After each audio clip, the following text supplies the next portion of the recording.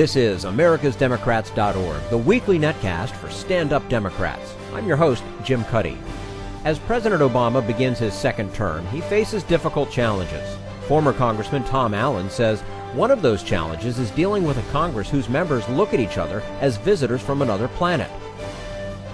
Latina political analyst Teresa Kumar says gains made in the 2012 elections can take effect only if minority voters and other Democrats show up at the polls in the 2014 midterm elections to retake the House of Representatives. And Bill Press speaks with Vincent DeMarco, who says the faith community can be a powerful force in getting more sensible gun laws. Are you tired of Tea Party Republicans and Rush Limbaugh dominating the airwaves? Do you want the facts you won't get on Fox or even on CNN? Then stay tuned. Our sponsor, 21st Century Democrats, works hard to get everyday Democrats involved in returning our party to its roots and to success at the ballot box. Sit back and listen, then stand up and fight. And follow 21st Century Democrats on Facebook for all the latest progressive news. We're glad you can join us. Tom Allen is a former Democratic congressman from Maine. He's just written a book about why Congress is so dysfunctional. He says the blame lies mostly with Republicans, whom he says must eventually become more pragmatic if they're to survive. And we're joined now on americasdemocrats.org, the weekly netcast for stand-up Democrats, by Tom Allen, former Democratic congressman from Maine's 1st Congressional District. He served from 1997 to 2009. He is currently president and CEO of the American Association of Publishers and the author of the book Dangerous Convictions, which is a book that's highly critical of the way Congress works. Tom Allen, thank you so much for joining us today on americasdemocrats.org. It's a real pleasure. So your new book about Congress, called Dangerous Convictions, as I mentioned, why did you decide to write it, and why now? Well, to take the second question first, I've been writing this over almost 4 years, since I lost the race for the U.S. Senate in November of 2008. And I started writing this out of frustration at the way Congress is covered, both by the mainstream media, which tends to cover Congress by just reporting what each side says, and also by the partisan media, which really doesn't allow people who are struggling to understand to get as much as they could if it were a little bit better. But so my basic complaint was that the coverage I felt of the media of Congress was too shallow, that it neglected ideas, especially how those ideas that are bundled into worldviews that I came to believe when I was in Congress really shaped the opinions of the Republicans and the Democrats. We always seem to be arguing the same fundamental thing. What should government do? What should it not do?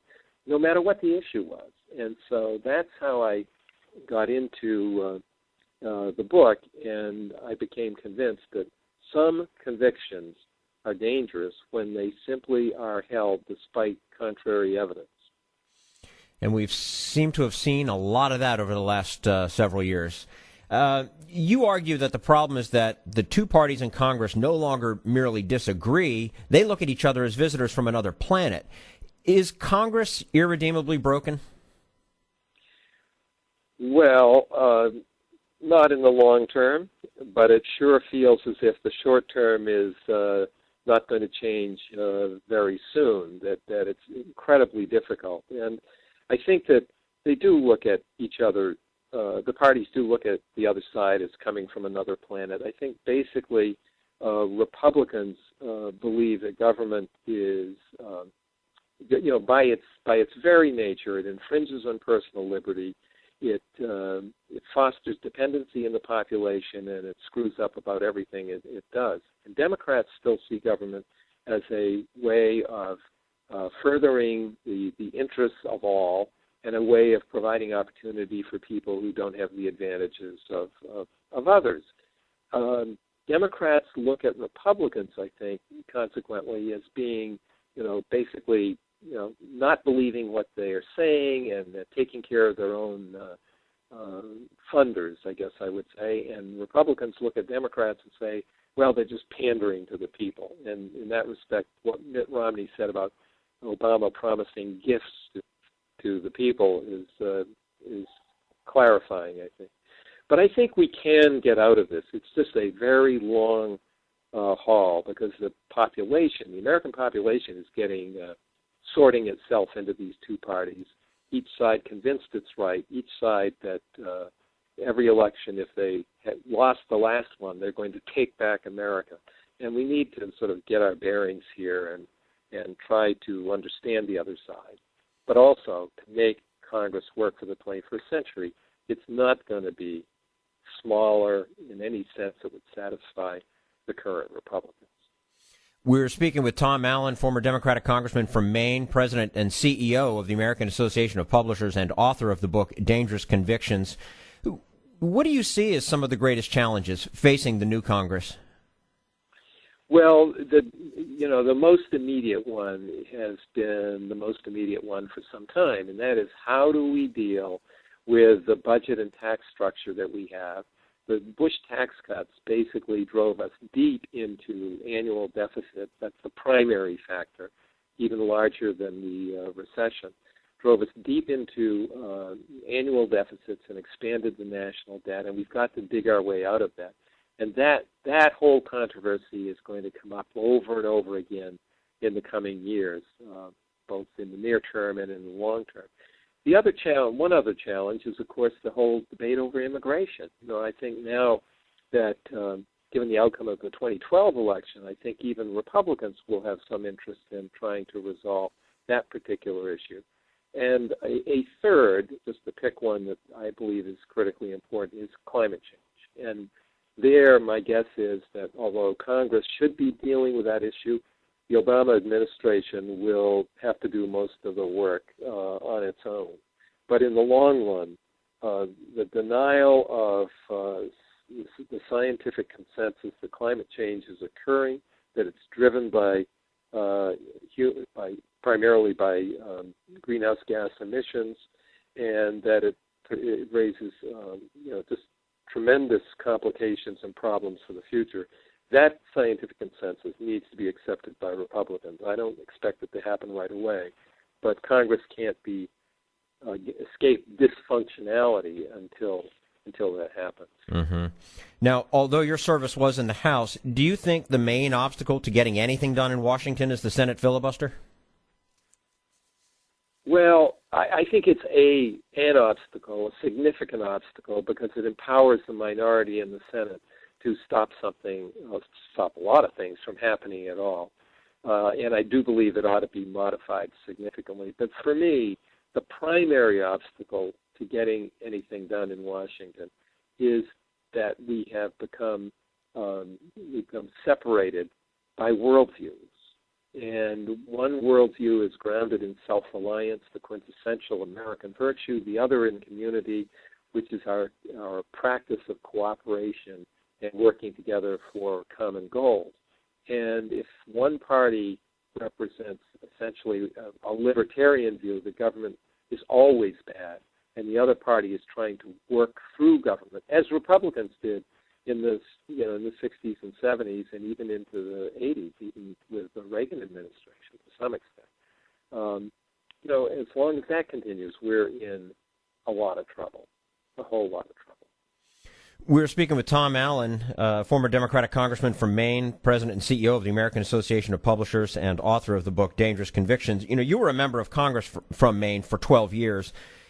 When and why did the state go from rock-ribbed Republican in presidential elections to pretty solidly blue? Well, I think it had a lot to do with what was happening to the Republican Party. I mean, when Richard Nixon adopted the Southern strategy, and in successive elections for several decades, you had a Republican Party sort of appealing to what some call the Christian right, and stirring up issues of abortion and gay rights, and gay marriage, immigration, those sorts of things.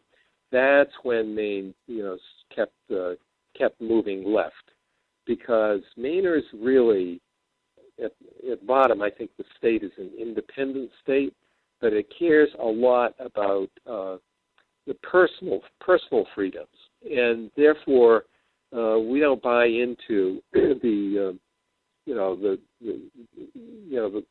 part of the Republican Party that is predominantly concerned with conservative social issues. And that's why I think, this is not just about Maine, but it's also about, the rest of New England and much of the Middle West. Even the Republican senators from Maine can be fairly moderate to progressive on some issues. The new senator, Angus King, is even an independent. How do you think this former governor will do in the Senate, and will he waver between the Democrats and Republicans? Well, I think he'll do fine. I mean, I've known Angus for years. I consider him a friend. I think he will do a very good job. In Washington, he's really a Democrat. I mean, he will, I'm sure, try to find some ways to reach out to Republicans, but he is liberal on social issues. He's a fiscal conservative, but he's not, he's not with the Republicans on their approaches to taxes and that they have shown so far. So I think he will reach out to Republicans to some extent, but I think he'll vote more like a Democrat than someone in the absolute middle.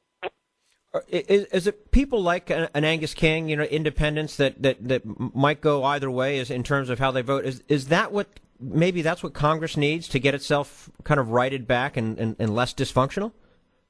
Do you need more people like that? I think it's hard to get more people like that. I think that really a few individuals aren't going to change this around. I think there needs to be a systematic effort on both sides to spend more time with each other, but that's not the major thing. The major thing is the Republican Party has to go through a process, and my guess is it takes 10 years, of trying to figure out what kind of government they support in the 21st century. A government that doesn't see an agenda for Republicans, that doesn't see government as evil in itself, but as capable of doing those things that the private sector can't handle, and that only government leadership can foster. I think they've got to go through a long and difficult process, but that's what it takes. I just don't think that the middle by itself, a few more people in the middle by it themselves, will make a change. This is fundamental. This is kind of the Republican Party is going through an identity crisis, and it's not going to resolve it in a year or two, but it's going to take a while. At the end of the day, well, I am a Democrat, and I want Democrats, I support a Democratic agenda. I do think the country needs a more pragmatic Republican Party, that this dysfunction, this polarization is not healthy. I think there are plenty of Democrats that would agree with you on that one. Tom Allen, former Democratic congressman from Maine's 1st Congressional District, currently president and CEO of the American Association of Publishers and author of the book Dangerous Convictions. Tom, thank you so much for joining us today on americasdemocrats.org. We look forward to speaking with you again soon. Well, it's been a real pleasure. Thank you very much. Take care. This is americasdemocrats.org, the weekly netcast for stand-up Democrats.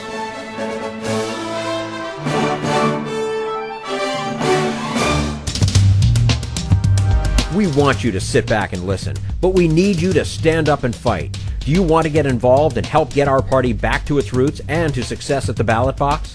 You can make your contribution to Democrats for America's Future and help us keep this show going and to elect Democrats who will stand up for democratic principles. Go to americasdemocrats.org and click on Donate at the top of the page. This is americasdemocrats.org, the weekly netcast for stand-up Democrats. Maria Teresa Kumar heads the organization Voto Latino, and she says President Obama has to come clean about his promises for comprehensive immigration reform. But right now, we turn to Jim Hightower, America's #1 populist, for his common sense commentary. I didn't know a whole lot about Chuck Hagel before President Obama nominated this former Republican senator to be the new Pentagon chief. But here's one thing I've learned that I definitely like about him. He has good enemies. Leading the charge to stop Hagel's appointment is a gaggle of hyper-right-wing militarists, dubbed the Vulcans after the Roman god of fire. They were the gung-ho hawks who championed the Bush-Cheney regime's in-your-face doctrine of preemptive war. They were raring to go into Iraq to grab those weapons of mass destruction that didn't exist, and now they're raring to rush into Iran. By raring to go, I mean they're always hopped up to send other Americans into war, not themselves or their loved ones. They're gutless armchair warriors, including Bill Kristol, Paul Wolfowitz, Richard Pearl, and Elliott Abrams, as well as Cheney himself, all of whom frantically dodged their duty when called to be real warriors in the Vietnam era. Now these ferocious Vulcans are running their mouths against Hagel, incredibly labeling him an appeaser. They say he's too hesitant to charge into war with Iran. But unlike them, Hagel actually knows something about war since he's been there. Not as an advisor or visiting official, but as a grunt. He enlisted to go to Vietnam into the thick of battle, coming away with 2 Purple Hearts, a chest full of shrapnel, bad burns, and a unique outlook on the use of military might that you can't get from sitting on a bar stool and shouting, "Go get 'em," at the TV. Wounded in 1968, Hagel says he told himself, "If I ever get out of this and I'm ever in a position to influence policy, I will do everything I can to avoid needless, senseless wars." This is Jim Hightower saying, wow, do we ever need that? Go, Chuck, go! Need an antidote to the progressive blues? Want some good news about how grassroots folks are rebelling against the corporate powers and winning? Well, here's an easy-to-swallow pill for you, the Hightower Lowdown. Hightower's monthly newsletter will give you the lowdown, even as it lifts you up. It's 4 pages a month, jam-packed with facts you can use, actions you can take, and Jim's own Texas humor, all for only $15 a year. To become a lowdowner, go to hightowerlowdown.org. This is americasdemocrats.org, the weekly netcast for stand-up Democrats. Latina political activist Maria Teresa Kumar reviews the 2012 election in terms of minority turnout and warns that Democrats have to gin up their vote in the 2014 midterm elections to win back the House of Representatives.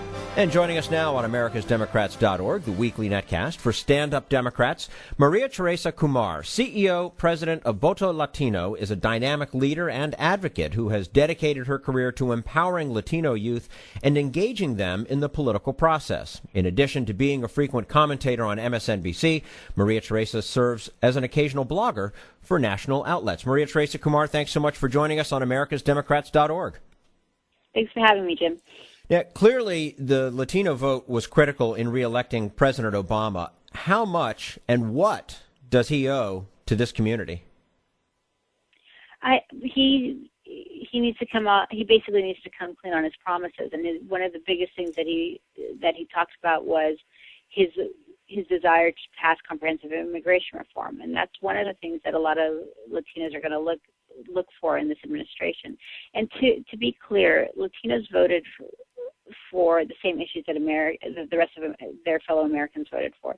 They voted for jobs, to clean up the economy. They voted for a better education, and basically to self-realize themselves in this country.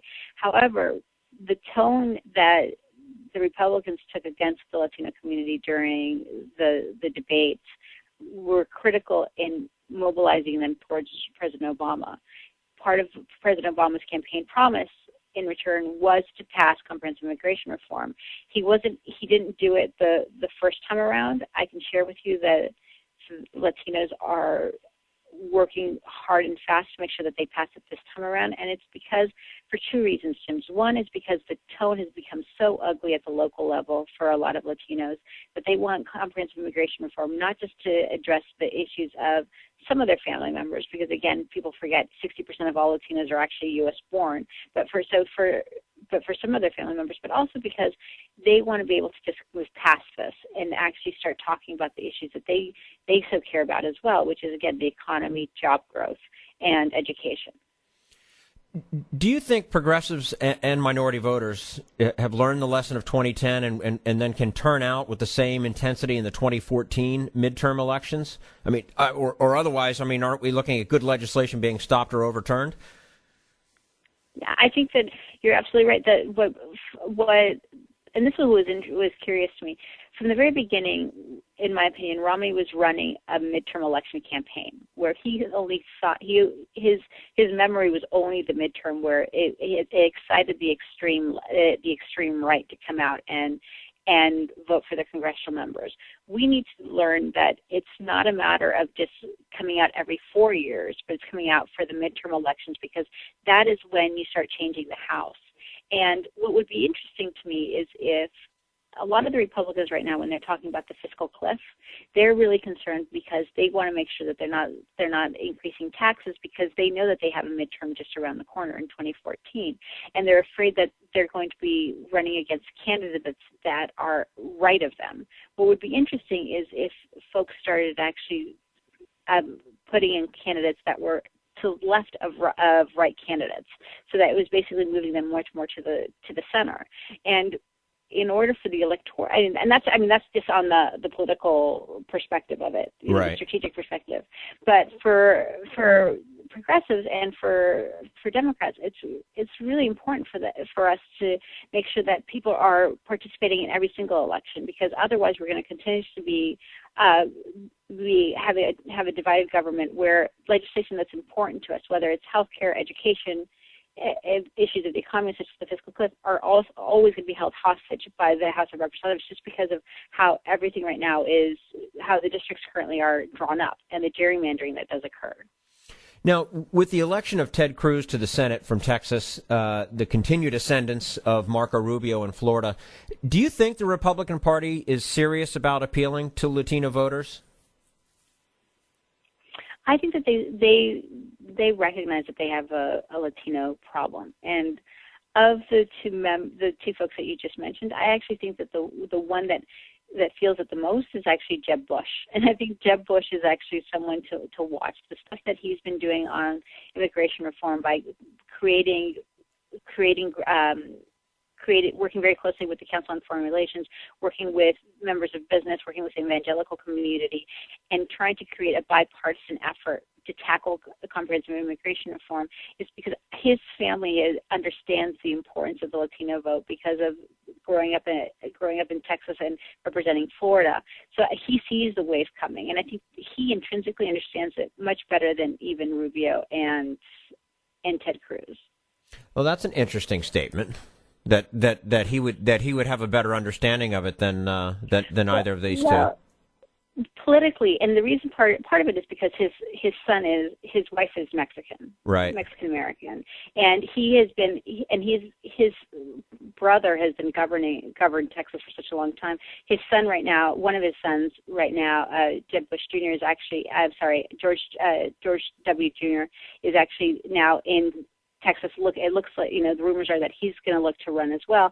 And it's part of it is that he's been part of this political map for such a long time that when you talk to him, he actually has much more, when he talks about immigration reform, he's actually much more lenient than either Ted Cruz or Marco Rubio when it comes to it. We're speaking with Maria Teresa Kumar, CEO, President of Voto Latino. Speaking for the interest of your organization, Voto Latino, would you like to see more Latinos associating with the Republican Party, or does it depend on what the GOP actually does for you? I think that I want more Latinos to feel that they. What's interesting with the Latino community is that they're risingly and increasingly independent, and the more independent that the Latino community could be, the more that you'll find both parties actually fighting and going after their votes. And I think that for every American, that's actually kind of a place where we want to be. We want politicians to fight for our vote, to make sure that we don't get soft to one political party or the other, so that they are basically on their toes and realize that they're working for us. There was a lot of talk before last November about Republican attempts to suppress the minority vote. Since President Obama did win, were those fears justified? And what ought to happen in terms of state election reforms before 2014, or even this year in Virginia, New Jersey?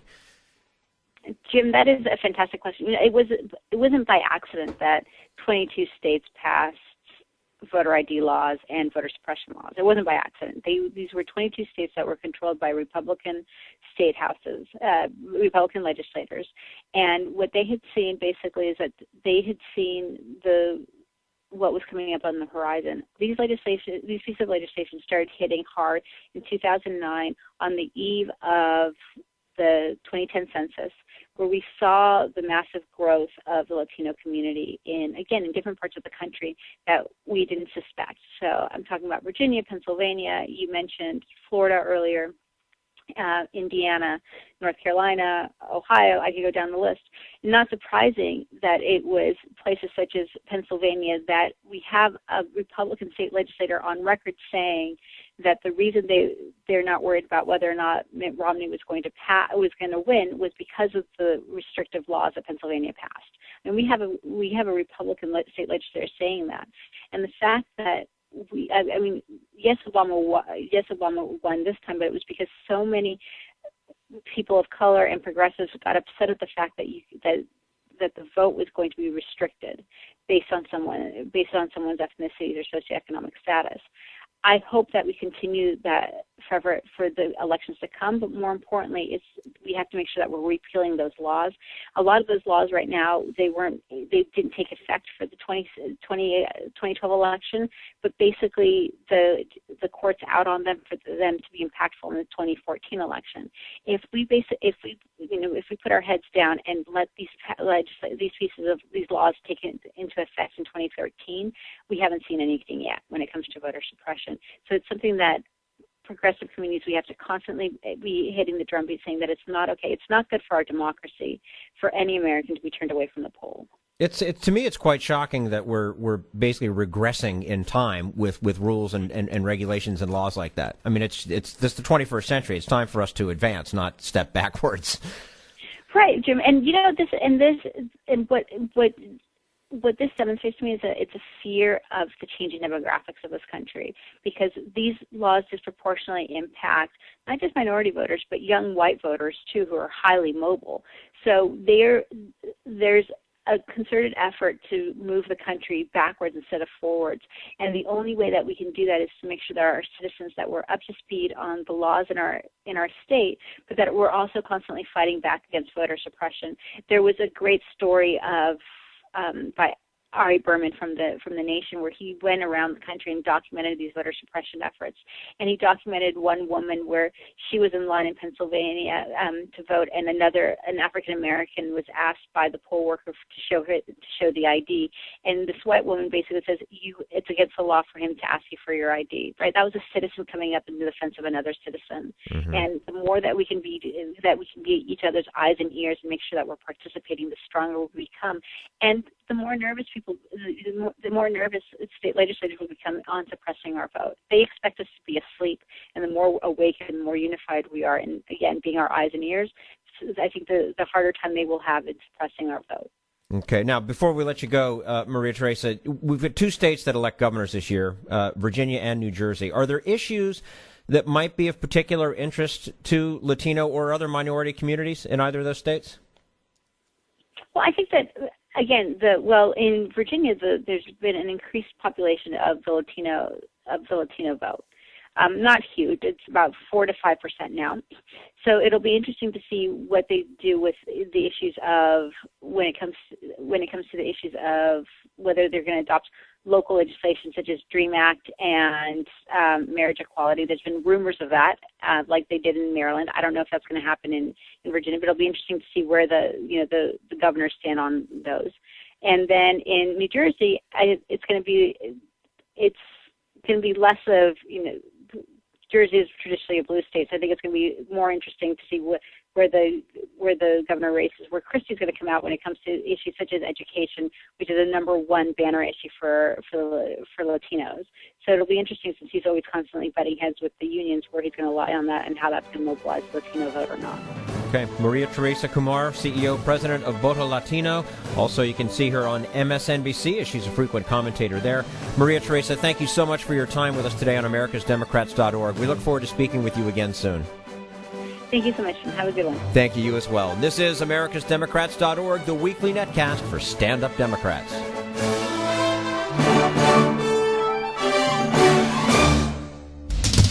want you to sit back and listen, but we need you to stand up and fight. Help get our party back to its roots and to success at the ballot box. Make your contribution to Democrats for America's Future to keep this show on the air and help elect stand-up Democrats. Go to americasdemocrats.org and click on Donate at the top of the page.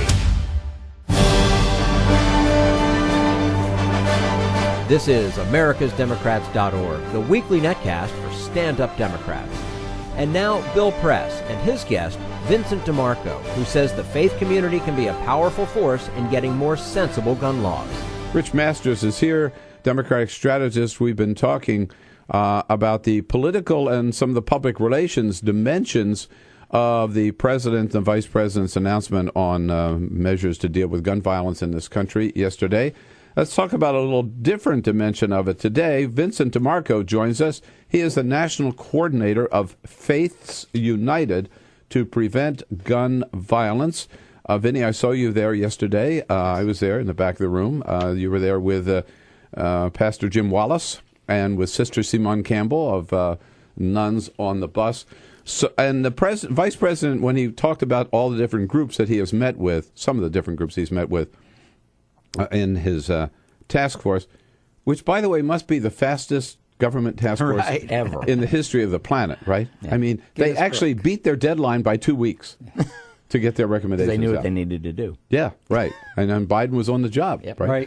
But he mentioned a meeting with faith leaders. So what is the interest of faith leaders in this whole issue?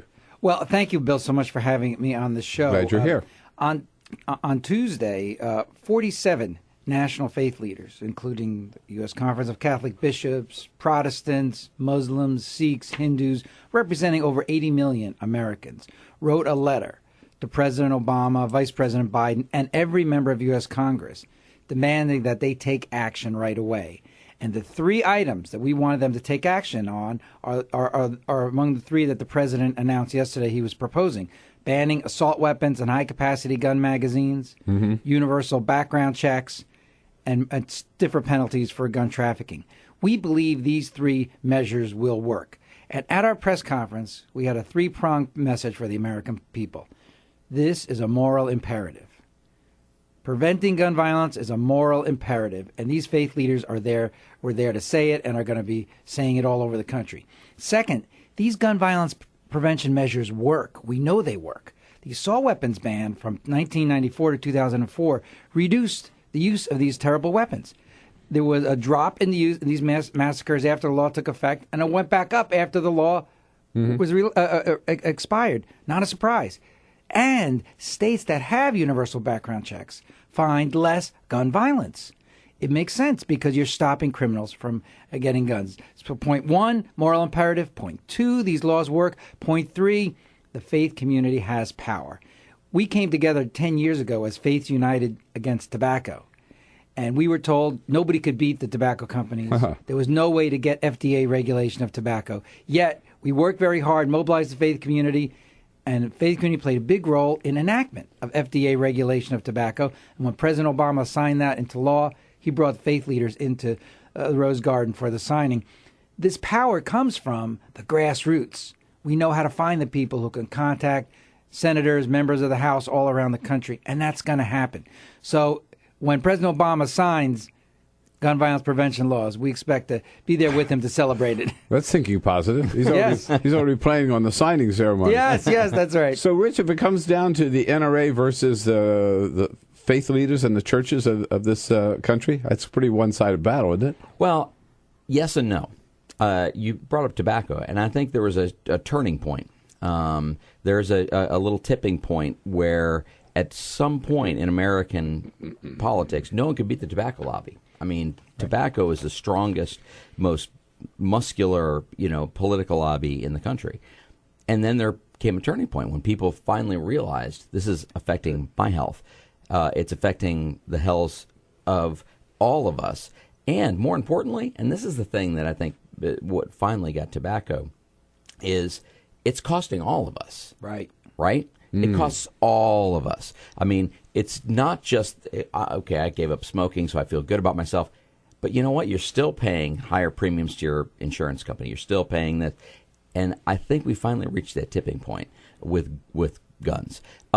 And more importantly, I think the president politically did it right. Yes. He didn't just say, let's go for the furthest, let's ban all weapons. He didn't do that. Let's take everybody's guns away. He wouldn't even do what I think, licensing, requiring a license to own a gun, right? Right. But well, which you should, but he wants to do what's politically realistic, and I think what they proposed is politically realistic. So what are you doing now with this coalition of groups that you got? I mean, are people taking this message to in Sunday sermons and in faith groups around the country? Well, let me tell you what we're going to do on the ground, but I have a very important piece of breaking news for you, Bill, on your show today. I'm ready for it. You're ready for it. Do we have the drum roll? Yes. Go ahead. I told you we have 47 national faith leaders, but not on that letter were the evangelical Christians were not on that letter. Just yesterday, the Southern Baptist, the Ethics and Religious Liberty Commission of the Southern Baptist Convention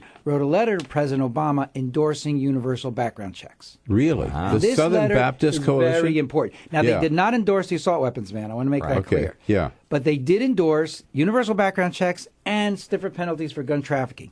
This letter is historic. And we have a meeting today with some top members of Congress. We're going to share this letter with them. What this means. This penetrates the South, right? Right?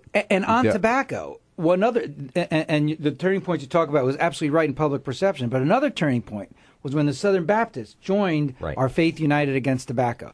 So that Henry Waxman, the lead sponsor of the FDA regulation of tobacco, used to say, everybody supports us from the Sikhs to the Southern Baptists.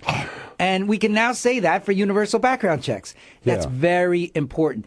There are members of Congress for whom this is, and Bill, I'm going to give you a copy of this letter because I want you to tell this to everybody. I'll give you both. I'll give you the letter from the 47 faith leaders that went out the other day and the letter from the Southern Baptists that just went out yesterday. You might be the first person to talk about it publicly. It's on their website. We're always breaking news on the full court press. Exactly. No, but this is huge. This really is. I mean, this is a constituency that you wouldn't think would automatically, and they didn't automatically do it. They obviously gave it a lot of thought to it, but they're lining up behind it. You know why? Because it makes so damn much sense. And if you look at Dr. Land's letter, Dr. Richard Land, the head of the Ethics and Religious Committee, who wrote that letter. I know him well. I've debated him many times, and we've never agreed yet. You're agreeing on universal background checks. Yeah. And one of the points he makes about, he starts with, of course, the Newtown tragedy. Let me talk about Newtown a little bit. At our press conference, we compared the Newtown tragedy to the Birmingham police riots in 1963, when people all over America saw on their screens police dogs attacking kids. That changed the whole dynamic for civil rights. After that, civil rights was going to happen.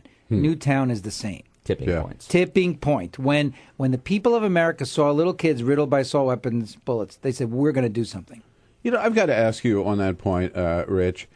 There's a lot of. I was there again yesterday at that announcement. It was very powerful. I mean, those families of the kids from Newtown, some of their parents, right there in front of the president. A young man by the name of Colin Goddard, who was in a classroom at Virginia Tech. Yeah, calls himself one of the lucky 7. He got out. There were leaders of Congress. There were leaders of the cabinet there, and then there was 4 little kids on stage who had written letters to the president. Dan, let's play that. The president read excerpts from their letters, which were so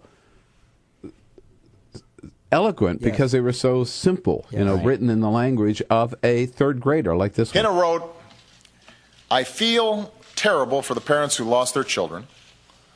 I love my country, and I want everybody to be happy and safe. I mean, boom, bingo, right? How could you just say it any better? And yet the president was really slammed for exploiting children by having 4 kids on stage. Well, I mean, let's look at Newtown. Newtown is a place that lives in a gun culture. Yeah. I mean, and that's not to denigrate, though. I mean, I get that. I mean, I completely and totally get that. And this is why I think Newtown is a tipping point, because this is a community who probably prior to the tragedy would have been in that club that said, we want no gun laws. I'm going to believe that liberals are going to take my guns away. That's not the debate. I mean, I realize that the NRA and on the flip side, the anti-gun people have totally made this a false choice. And I think what the president did yesterday is he said, this is a real choice. And we're going to be smart about this. And we're going to do it in the right way. And using Newtown was brilliant because Newtown is the rest of America. This is not inner city Chicago where children get shot all the time, living in a high crime area. Newtown is every town in America, and that's where I think this makes this a tipping point. And we haven't seen on any issue, maybe since civil rights, a coming together of so many different interest groups, including the faith leaders taking the leadership here. Vinny DeMarco is the national coordinator of Faiths United to prevent gun violence. Vinny and Rich, I want to ask you, go back to this background check at all, because it's yesterday among the press corps, the word sort of was that of all the things the president asked for in the assault weapons ban and the ban on those high-capacity clips, that the one they were really counting on and thought they could get were the background check. Do you agree? Yeah. Well, first of all, the background checks are very, very important. The Brady campaign thinks it's the number one yes, thing we the ought Brady to do. campaign does. Mayors Against Illegal Guns does. We at Faiths United to Prevent Gun Violence really think this is very important. Here's what's going on. In 1968, after the killings of Robert Kennedy, Martin Luther King, John Kennedy, we passed the Gun Control Act, which prohibited certain people from getting handguns, criminals, etc. But there were no checks. In 1993, we built on that with the Brady Law, which requires background checks to see if somebody shouldn't get a gun at gun stores, which was great. And as a result, millions of people have been denied guns who should be denied guns. It's been great. However, the law exempted was only for gun stores. So gun shows and private sales were not included. And data shows that 40% of gun sales, handgun sales, are outside gun stores. So 40% of sales don't have this background check. Yeah, President mentioned that yesterday. Yeah, you mentioned Colin Goddard, a great young man from the Brady campaign who was shot at Virginia Tech. He's done experiments where he's gone to gun shows and asked for tons of guns. Nobody asked him anything about his background. This universal background check would require that everybody, whether it's a gun show salesperson or a private person selling a gun, do a background check. And that's very important. And we know it works. I want to emphasize this. These laws work. In states like Colorado and others after Columbine that passed these closing of the gun show loopholes, so to speak, there was a drop in gun violence, particularly amongst domestic violence. Yeah. These laws work, and we're going to do it. And there's broad support. This, Rich, right, it comes down again to a common sense. It's hard to make the argument why, if you sell me your gun, right, that we should be able to avoid this. Or if I buy one online, that we should be able to avoid it. It's hard to make that argument, isn't it? I mean, it from is. A PR point of view, even. From a PR point of view, I mean, it's true. And if, and when you talk about closing the gun show loophole, I get that. I mean, I understand. I mean, and your facts are absolutely right. 40% of most violent crimes, those happen. But trying to explain that to an American who are collectors, I mean, there are millions of collectors in the country who are like, well, if I can sell my gun to you, why do I have to really go through all of this? There are common sense ways to prevent this, and you can do it and still allow the gun owner's rights to be able to buy, sell, trade, because you can trace gun violence and gun violent crimes to most of these. This loophole, it's huge. To guns that are purchased without a background and public support is huge, Bill. According to Frank Luntz, a respected Republican pollster, 90% of Americans support universal background checks, 80% of gun owners, and over 70% of NRA members. This is consensus. Yesterday, I was debating someone from the Cato Institute that strongly oppose most government intervention. They support universal background check. As you mentioned, the Ethics and Religious Liberty Commission of the Southern Baptist Convention, Dr. Richard Land, have endorsed universal background check. There is consensus here. Let's do it quick. All right. This is something that we can get done. Rich Masters, haven't seen you in a while, my friend. Thank you so much for coming in. Great to be here, for all Bill. your good work on many issues. And Vinny, nice to meet you too. Vinny DeMarco is the national coordinator. You can of Faiths United. Their website is faithsagainstgunviolence.org. Right. Follow their good work. That's all for americasdemocrats.org. Thank you to all who made today's show possible. Tom Allen, Maria Teresa Kumar, and the entire Bill Press team. And thank you for listening. If you liked what you heard, please get involved in our efforts to keep this show going and to elect Democrats who are bringing the party back to its roots. Go to americasdemocrats.org and click on Donate at the top of the page. And be sure to find 21st Century Democrats on Facebook. For americasdemocrats.org, I'm your host, Jim Cuddy.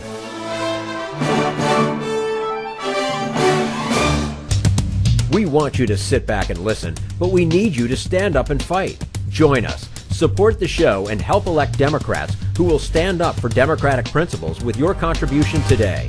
Go to